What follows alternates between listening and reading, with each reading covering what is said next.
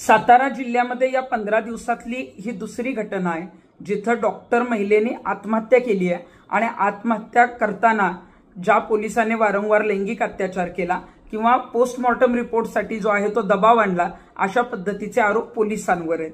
त्या मुलीचा तर जीव गेला, परंतु सातारा जिल्ह्यामध्ये सासपडे गावामध्ये पोलिसांच्या चुकीमुळे 15 दिवसापूर्वी अशाच एका 13 वर्षीय मुलीची जी आहे ती हत्या झाली होती। कारण 2013 साली त्याच आरोपीने एका मुलीची जेव्हा हत्या केली तो तपास पोलिसांनी नीट केला नव्हता।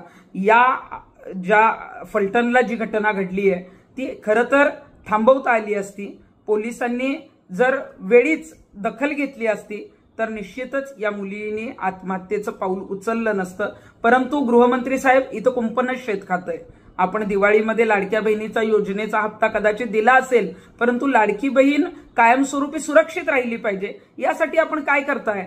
आपण या पोलिसाला तात्काळ निलंबितही केलं, परंतु गुन्हा जर आज सकाळी दाखल झालाय तर ताबडतोब पोलीस अधिकारी फरार कसे काय झाले? मग त्यांना पोलिसांनीच अभय दिलंय का? पोलिसांनीच काही गोष्टी त्यांना पळून जायला सांगितल्या का?